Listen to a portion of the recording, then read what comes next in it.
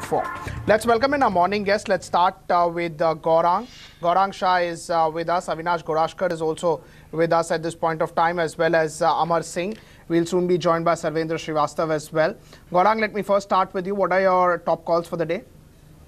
So morning Pankaj, from an investment point of view and looking at the correction and possibly a little bit of more choppiness and volatility in the market, keeping in mind the global news flows. Two investment ideas. One is from the cement, other one is from a public sector bank. First one is Ramco Cement, consistent performer over the last many quarters, and we believe there is more to go. And the lean period in terms of offtake of cement is now a thing of the past. 9 months that lie ahead of us is a flat-out great consumption theme. Ramco Cement is an investment idea with a target of somewhere close to about 720. The next one is Bank of Baroda. We've seen too much of pain in the entire BankX, Bank Nifty and the banking pack. We see this as an opportunity, and large part of the pain in terms of providing for GNPL is already a thing of the past. From current levels, we are looking at a target of 185. This is a very conservative target. And our sense is that as interest rates come down and as loan book growth picks up space and the recovery process picks up steam, there could be positivities on the earning which may excite us to revise the target upward, but a conservative target of 185 on Bank of Baroda. Right. Avinash, what will be your calls? Yeah, Pankaj. In fact, Pankaj, looking at the kind of volatility in the market, we have selected, domestic themes, primarily companies which cater to the domestic market. The first one is Syntex Industries. We believe that, this is a deep value stock from a value perspective, considering that the textile and the plastic business is going to be demerged. And once both these companies get listed, not only earnings growth, but, return numbers like return on equity, return on capital employed could improve significantly. We have a target price of 120 here. In the content media space, we like Shemaru Entertainment. Numbers have been pretty encouraging for Q2 and for the first half. We believe that earnings growth over the next 2 years, Pankaj, could actually average about 25%. So we have a buy here with a target price of 400. And finally, we have NBCC in the infrastructure space. We believe that within the PSU pack, this is a debt-free business, very strong in the PMC part of the business, and has a very strong kind of order book, almost 70,000 odd crores, which gives it a very strong visibility. So this stock also should be bought on declines. We have a target price of 303 here. Right. Amar, what will be your calls for the day? Yeah, given the sentiments of the market and what we've been witnessing the sell-off in global as well as domestic markets, there are two sells that we have. One is Cipla. Cipla can be sold in the region of 562 to 564 with a stop loss of 570 and a target of 549. The other stock that can be sold is Union Bank. Union Bank, it's right now around 139, so any pullback towards 140, 141 can be used as a shorting opportunity, with a stop loss of 143.50 and a target of 135. And the third stock, that is one on the buy side, that is Sri Infra, that is somewhere in the region of one can buy around 82 to 82.50 with a stop loss of 79 and a target of 88. Right. Apart from these names, a lot of companies that are declaring their auto sales numbers would be in focus. So two companies that I want to focus on.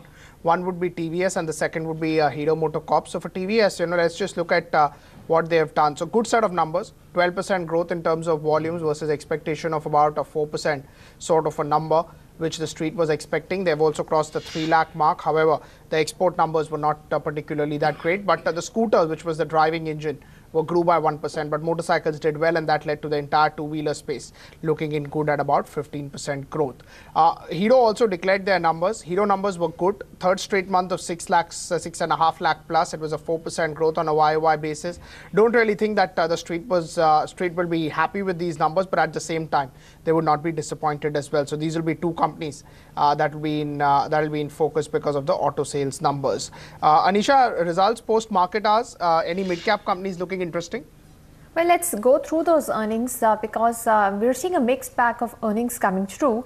Now, Island FS Engineering second quarter was a loss of 80 crore rupees versus a loss of 81.9 crore rupees. So they really haven't managed to turn around, even though sales were high 41% at 356 crore rupees or thereabouts. EBITDA also on the EBITDA level, there was a loss of 9.3 crores versus 15.1 crore rupee loss a year earlier.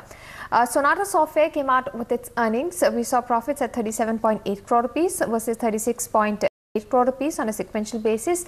The profits up 2.7%, but the top line degrew about 23%. So that's a negative for this smaller IT company. Premier Explosives came out with earnings where profits have grown reasonably well, 26% higher, and we saw the top line growing 35% at 55 crore rupees.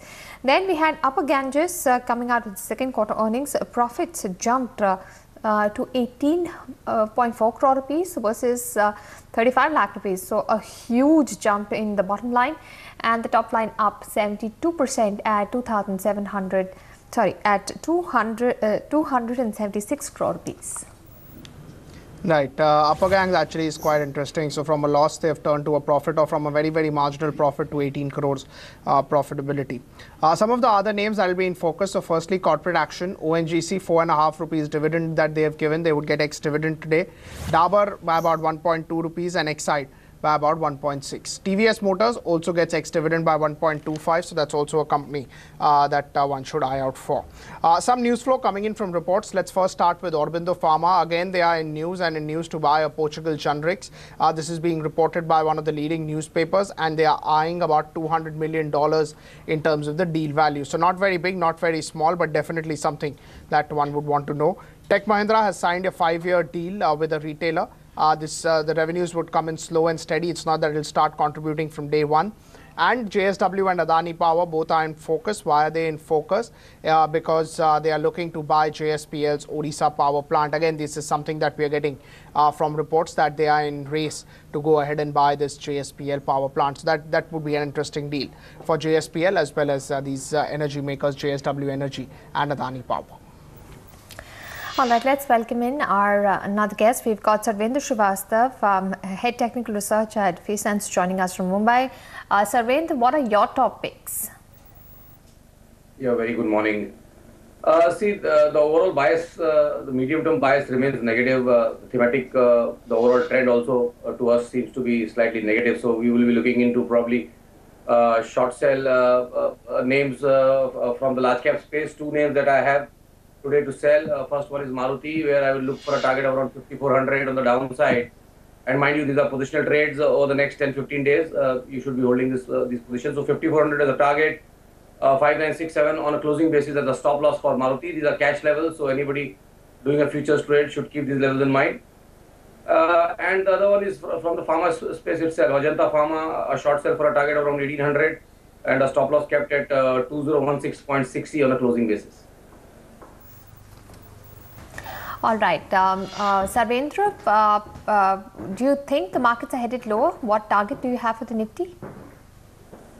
No, absolutely. I think we've been discussing the overall theme on the channel last time also we were on the show, and the stance remains that it would be difficult for the Nifty to go past 9,100 over the last quarter this year, and probably we will slip towards closer to that 8,200 mark initially. So broadly, those would be the targets from here, and once the psychological 8,000 mark, if at all it breaks, then you will open much more downsides. And on an immediate basis, I think 8,500 is a support area. So as long as we are holding that, so there can still be a chance of 100, 150 odd point bounce. That remains also a view right now, that there could be a bounce from these levels, and then probably a sell-off to emerge again. But were we to break 8,500 in today's session, then yes, the overall short-term trend also will turn negative, and medium-term itself, as I said, is already negative. So we will be looking in for targets in the region of 8,000, 8,200 once 8,500 breaks. Gaurang, wanted to ask you about what's happening in the crude markets. Yesterday, a big jump in crude inventories in the US, and we saw internationally crude tumble quite a bit, down to 2.5%. Now, we've already seen some of the oil explorers like ONGC and Reliance suffer big cuts a day earlier. ONGC was down 4%, Reliance was down 2.5%. Do you think that the explorers could come under more pressure now? What do you think is the outlook for some of these oil and gas stocks? So broadly, if you want to take a call on exploration or upstream companies, Amisha, then you need to possibly have your eyes on the crude oil market. And I've been quite vocal in terms of our view as to where crude oil prices are headed, and that's going to be range bound, $40, $45 on the lower band, $50, $55 on the higher band. And forget about the OPEC members. The problem lies with the non-OPEC members, and where again, their economy was highly dependent, the non-OPEC countries, on crude oil output and realizations on that sale of crude oil into the international crude oil basket. The problem is that they are not able to control the non-OPEC countries, and the other side consumption theme is looking also quite at a lower level. And I believe that this entire trend, and as per the report of the IEA, this range is going to be here for a very long time. And my sense is that in that scenario, your upstream or oil exploration companies are going to trade within that particular range. Whenever you see the lower band hit and the recovery process start, you will see exploration companies moving up higher. And whenever the crude oil market corrects, and fortunately for us as an economy, we are almost about 70-75% consumption and import dependent as far as our energy requirement concerned. And thanks to the bilateral agreement with Iran, very recently with the BRICS summit, we have signed certain agreements with Russia, and very recently with Nigeria too. So my sense is that we are, as far as our Indian oil basket is concerned, we are going to be absolutely safe and secured, and the move on the oil exploration companies would depend thereafter. However, having said that, I think the more optimism is going to be on downstream companies, oil marketing companies, and over there we believe all the three names, BPCL, HPCL and IOC, are great long-term investment ideas. Exploration companies, you will have to trade with the trend, and that's going to be whenever you see bottoming out of crude oil prices and upward move, you will see some upward move coming in oil exploration companies, but not that they are going to outperform or underperform. They're going to be range bound as well, like the crude oil prices. All right, Amar, I wanted your view on some of the leading PSU bank stocks. We are getting some breaking news on Sashun, on Strides Sashun. Mylan and Strides have agreed to settle claims on Agila. Pankaj, can you take us through this development? Give us a background on this and how important this is for Strides. Well, it's of course the last part of the deal that was remaining. So Mylan and Strides have finally gone ahead and done that. So I think they'll get about $30-40 million what they had in the escrow account. But again, at the same time, I don't really think that anybody was factoring in that, this deal would not go through or this would not happen.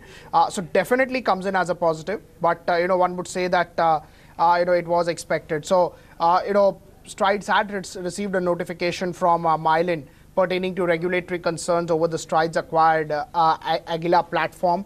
And on the basis of that, they had kept about $30 million in the escrow account. Overall, they had kept about $200 million under the deal. That's the worst case scenario that they had predicted. And then Mylan took back about 100 million of regulatory expenses. Another 100 million was potential tax contingency. And now I think they'll get about 35 million from this particular deal. Comes in as a positive surprise, or one can say that it comes in broadly on expected lines. Gaurang, any view on this? It was largely expected. It was largely expected, and I think it is all factored in. We are quite optimistic on the company's Strides action from the earnings point of view, and the results were great. And it's not based on this? No, absolutely not, because it's already priced in fact. Right, but you were not expecting any worst case outcome also from this? I don't think so, because there was also a sense that both these entities wanted to settle it out of court, and that's what has happened, and that's good news. Right, so about just 2 or 3 seconds remaining for markets to open. We'll just see what happens. Okay, there you go. That's the first trade, 67 points down for Sensex 23 for Nifty. Ambuja Cement down about 0.25%. SBI down about 0.25%. Idea is also looking lower. Stride Sashun first tick is on the higher side. It's up about 2.5%.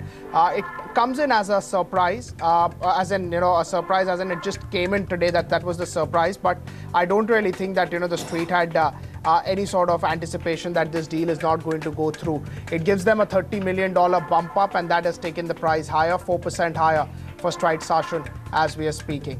ONGC, of course, is ex-dividend by 4.5 rupees today. You adjust for that, it's about ₹1 here and there. So that's one particular deal which is going through. Let's just look at Tata Motors as well. It's down about 5 rupees. That's been right from the levels of 560. It's corrected to 580. Tata Motors DVR, on the other hand, has also looked particularly not that good, down about 1.8 from the levels of 360. It's back to the levels of about 330. Ajanta Pharma, I think they got an approval for a drug, but volumes have not picked up. It's just about 564 shares, so we just wait for the volumes to pick up.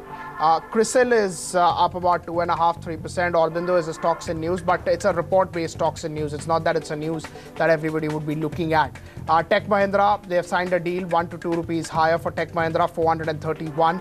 Rajesh Exports up about 1.5. PC Jewelers is looking good. Overall, you just get a sense that markets are down, but still a lot of mid-cap names are doing well. And even the magnitude of decline today, it's just 9 to 10 points decline, so not much that we are seeing in terms of a decline. We'll wait and watch for further details to come in, but on the large cap space, there is no major action. All right, but in the mid-cap space, we are seeing some outsized moves, especially on some of the stocks. So let's pull up the stock of Ujjas Energy. Now, Ujjas Energy is up 5%. We're seeing Dr. Pat Labs ahead of its earnings up 3.5%. Now, Ujjas Energy has gained 45% in the last week itself, and it's just extending its gains as we speak. It came out with a strong set of second quarter earnings, and in the run-up with the earnings and post the earnings, this stock has just headed one side. Then we have Upper Ganges, like Pankaj had mentioned, that they have reported a very strong set of earnings because their bottom line grew in a big fashion, and that one is up 3.5%. We have Hindalco continuing its up move. In fact, Hindalco had actually reversed its losses a day earlier and has only headed higher. And we have Sri Pushkar Chemicals up 8%, Manappuram Finance is up percent higher, Ashok Leyland is percent higher. So these are some of the stocks that are looking reasonable. On the downside, we are seeing some selling pressure in Shrinujan Company. Tata Teleservices is down 2%. Dish TV continues on its downswing, down about 1%. Federal Bank is down 1%. Bank of Baroda down 1%. ONGC, adjusting for that record date, is down about 1%. So at this point of time, it seems that the markets have seen a negative tick, but they are recovering a little bit, and the Nifty seems to be finding support around the 8,500 level for now. Amar, I have wanted your view on some of the PSU bank names, because perhaps the next earnings to watch out will be from heavyweight SBI. Now, stocks like SBI, PNB, they're not falling sharply. They seem to be consolidating. Bank of Baroda, Canada Bank, they have fallen, but again, they're closer to supports. What do you do with leading PSU bank stocks? Yeah, looking at the PSU banks, I'm looking at it from a technical perspective. What we are witnessing is that on the upside, they are going to meet with stiff resistance levels. If we talk about SBI in particular, which is around 252 right now. So the moment it reaches 260, 265 is going to meet with a lot of selling pressure coming into the market. Shorts would also be built. And those who are on the downside, those who bought at lower levels, somewhere around 240, 45, they would like to exit. Because it doesn't appear in the short term that the PSU banks are going to really rally in the short term, because the upside definitely seems capped in the immediate short term. For SBI, the bellwether, you can say 270, 75 is the maximum level that we could see, but that again is provided it breaches the 265 levels. On the downside, it's supported around 245. So what we see is that there could be some consolidation and some range-bound trading in the public sector bank space. Private sector banks, yes, ICICI Bank or Axis Bank, we could see some pullback or a bounce back in those banks. All right, so that's the view coming in on PSU banks. Avinash, the market seemed to be finding support, and we even heard Sarvendra saying that 8,500 is going to be crucial. Do you think there are some stocks that have corrected significantly and offering a good opportunity from the large cap space? No, I think clearly, stocks from the housing finance sector look interesting. I think something like an LIC housing finance, India Bulls housing finance. I would suggest that, in this kind of volatile market, this is a space which offers a good amount of comfort to investors, and where earnings growth in the first half has been pretty strong. I would presume that, investors should use the volatility to their advantage, because fundamentally both these stocks look to be quite strong, and I think a decent upside can be expected over the next 6 to 12 months. Right. Gaurang, how would you look at something like a Dr. Lal Path Labs with the sort of news flow that we are seeing in Delhi and Bombay regarding different viruses getting spread? Do you think that these are companies which will declare good numbers because investment is already done and now the ROEs would improve? Well, Pankaj, one thing is there that the government had put out a notification saying that the diagnosis of chikungunya and dengue is going to be restricted to a particular price. So I don't think there's going to be a major outperformance. Yes, the tailwind is positive, and given that there was price control on the diagnosis of these two diseases or viruses, I think you are going to see some amount of tailwind positive. But again, this entire business of diagnosis is highly competitive from the unorganized sector, and you have stiff pricing competition as well. But having said that, yes, since listing, this particular company has given great performance. And I think if the management strategy of opening more outlets and catering to a larger geography continues, then they will be able to garner a bigger market share. I believe they come out with their numbers today, if I'm not mistaken. Right, they would be declaring their numbers today, and that's why it's in focus. Look at the volumes; it's almost about 6 times of the 10-day averages. Sarvendra, how would you look at some of the large cap names that are moving? Let's start with ONGC. Of course, it's getting ex-dividend by 4 rupees today, so the 4 rupee decline may not be quite important to see. But can you just tell us, ONGC, is it looking better than some of the other names in the large cap space? See, I think broadly the exploring space, I think ONGC had good setups on quarterly charts at around 200, 210, and it has been a top pick from that space, both KN and ONGC. But the run-ups have been equally been decent and sharp, if you can say, looking at what they have been able to do over the last couple of months. So I think whatever is happening right now is a small correction. I would again want to venture into this name and try and put some buy trades around that 250 to 55 support area. I don't see it slipping much below 250 right now, and my sense is that probably the worst was over at around that 200, 210 mark, and gradually over the next 6-12 months, this stock could be 320, 330. So around 50-60 points still left from these prices as well. But if you get a small dip, you will get a better risk reward. So 250 to 55 is the recommended buying area, and want to keep a stop loss below 240 and look for a target of around 320, 330. But the horizon should be at least 6 to 12 months. Right. As far as ONGC is concerned, Gaurang, any view on I heard you mentioning about the oil marketing companies. Can you just tell us about ONGC, Oil India? Are these companies which are looking good after a really long time? So we do have coverage on both of them. In terms of the coverage, we had initiated a coverage at somewhere close to about 225, 230 on ONGC with a target of 310, 315. On OIL, that is Oil India Limited, also we had initiated a coverage, and the current level where the stock is trading is very close to our target price. So if you ask me, Pankaj, at current level, should you buy? I would say no. And like I did elaborate on the entire price range of crude oil in the international market, NYMEX and Brent both, it would be only prudent to look at dips as to buy as an opportunity. But what I see as more positive is two particular factors. One is that the entire subsidy burden now is done and dusted and is a thing of the past. And the second most important thing is that instead of draining out the cash on balance sheet by a hefty payment of dividend by the government of India, they have gone on record, and what I have been given to understand, encourage these companies to invest in natural assets in domestic, onshore, offshore, high deep, ultra deep waters, as well as in the international market.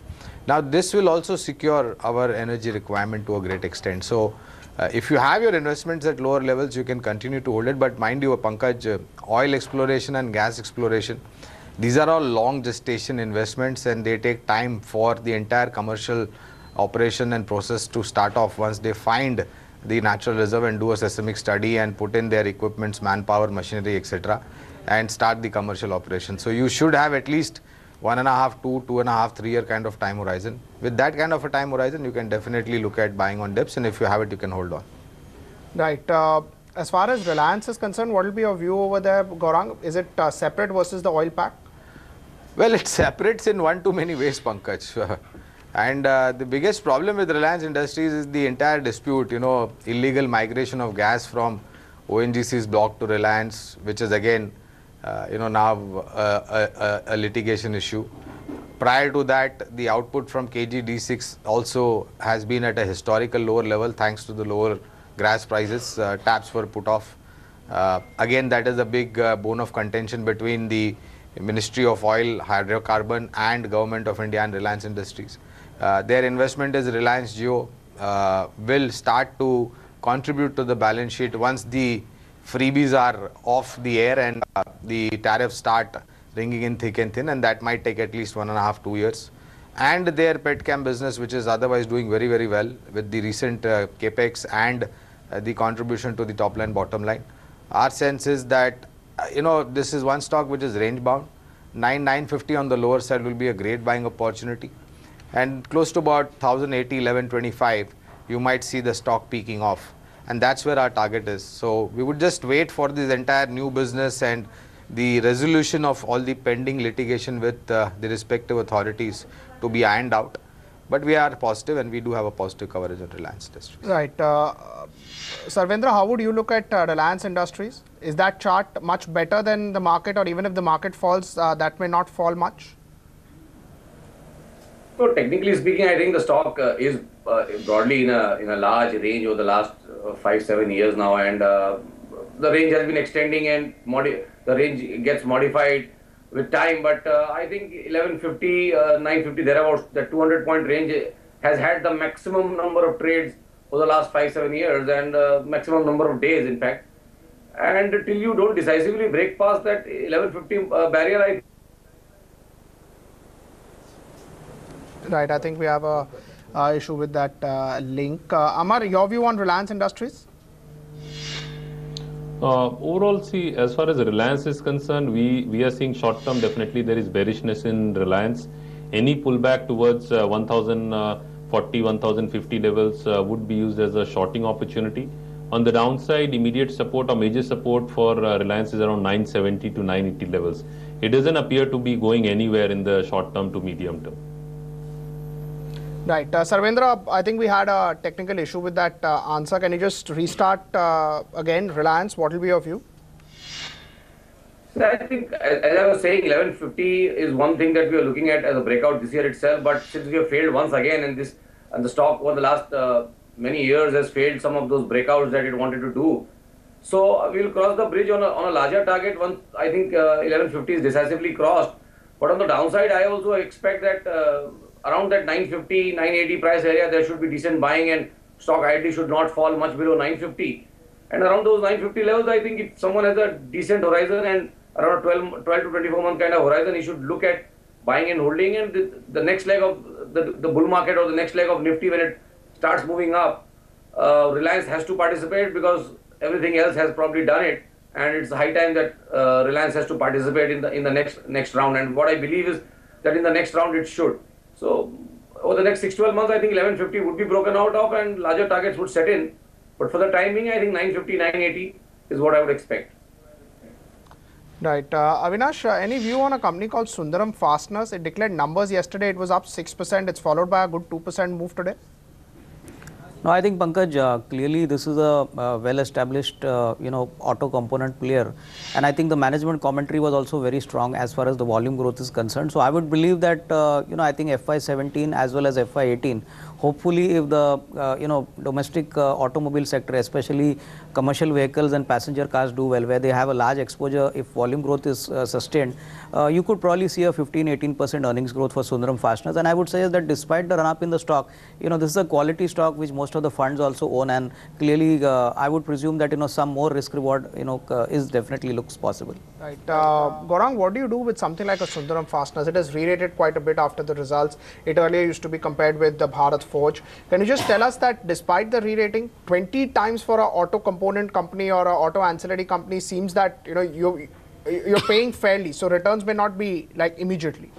So Pankaj, I'll give you one simple example. If I'm positive on autos, it gives me no reason why I should not be positive on OEM, auto component or tire manufacturing companies, as a matter of fact, and including some of the paint companies which cater to the automobile paint sector. So my sense is that we are quite well placed in terms of the new order market, and equally is robust the replacement market. And as Avinash was just mentioning, the management commentary and outlook looks extremely positive. In terms of valuation, long term, large money will chase stocks which are having earnings visibility and growth prospects. Now you will definitely see premium added to that. And my sense is, again, like if you're looking at buying into Sundaram Fasteners, start accumulating from current levels. And as you see some correction come in, you can add to it. Don't go and park your entire money at one time. Use dips and a perfect part investment strategy that will make a good entry point also. All right. Sarvendra, some of the metal stocks have done well despite the markets being edgy and volatile. Do you have any view on stocks like Hindalco and Vedanta? Yes, I have. I think the run-ups have been fast, and targets that we had anticipated have been met, and in some cases probably surpassed. Hindalco still probably then 175, 180 mark is pending, so I would believe that Hindalco still targets are pending. But Vedanta and Tata Steel, I think what we expected, we've got around 2x returns over the last 9 to 12 months, and I think this run-up is too good and it's been too fast. So my sense is that we'll have a small breather, a consolidation. So for Tata Steel and Vedanta, I don't see incremental buy-side risk rewards, which are great. They might do their 5-10% more, but from here I think the stops are very far. So technically speaking, you would not be able to initiate some fresh trades here. But anybody holding can hold on. I think 5-10% on both Vedanta and Tata Steel is doable. Hindalco, I think, has the best risk reward right now, and anybody wanting to participate there, I think 180, 185 could be targets for Hindalco going forward, and you should be putting a suitable stop loss and wanting to trade those names. Right. Avinash, do you have a view on some of the entertainment stocks, leading ones like Dish or Z? You like Shemaru, but Z post earnings has corrected quite a bit, and seems to find a lot of support around the 500 rupee levels. Dish TV has also corrected a lot. Do you think any of these counters also provide value? Yeah, I think if you talk about the frontline names like Z Entertainment, I think definitely numbers were moderately encouraging in Q2, and I think they getting out of the sports channel business is obviously going to add to their EBITDA margin and their cash profit level. So I would presume that levels of the current level or maybe slightly below 500 could be a good buying opportunity. Our sense is that hopefully the monsoon is good and the FMCG pickup could be seen in the second half of the financial year. Although in this quarter FMCG players have actually reported disappointing volumes, but overall I think both the subscription as well as the advertising revenue should provide a good cushion to Z Entertainment over the next say 12-18 months. So definitely a good portfolio pick, but taking a longer term horizon. All right, we'd like to thank our guests for joining us on the show today and giving us their views on all the stocks we've discussed.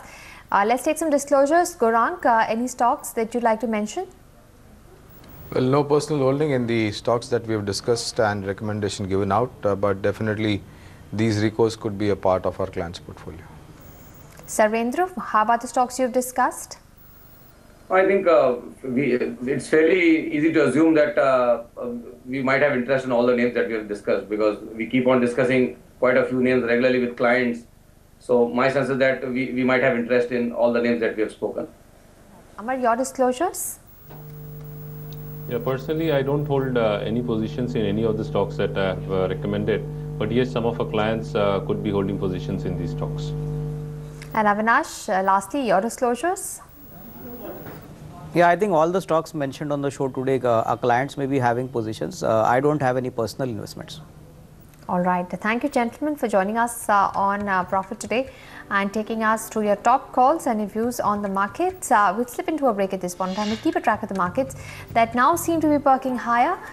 We are seeing the markets come back from losses and only extend their gains. That's the Nifty at the high of the day, 15 points now. We will come back and get you a big voice. We will speak with Rakesh Arora.